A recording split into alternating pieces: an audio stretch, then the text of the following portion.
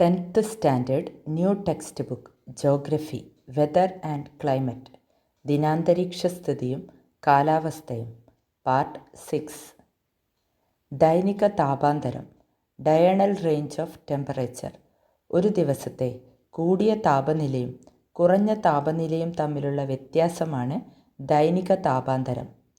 കൂടിയ താപനില മൈനസ് കുറഞ്ഞ താപനില. ദൈനിക ശരാശരി താപനില ഡെയിലി മീൻ ടെമ്പറേച്ചർ ഒരു ദിവസത്തെ ശരാശരി താപനിലയെയാണ് ദൈനിക ശരാശരി താപനില എന്ന് വിളിക്കുന്നത്. കൂടിയ താപനില പ്ലസ് കുറഞ്ഞ താപനില ബൈ 2.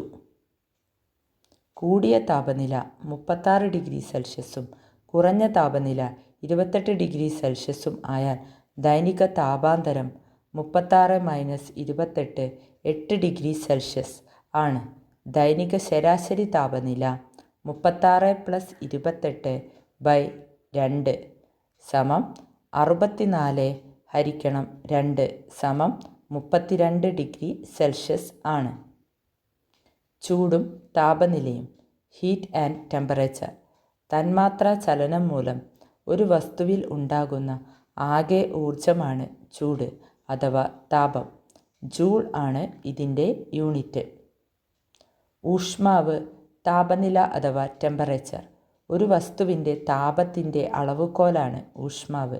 ഇത് degree Celsius, degree Fahrenheit, kelvin തുടങ്ങിയ ഏകകങ്ങളിൽ രേഖപ്പെടുത്തുന്നു.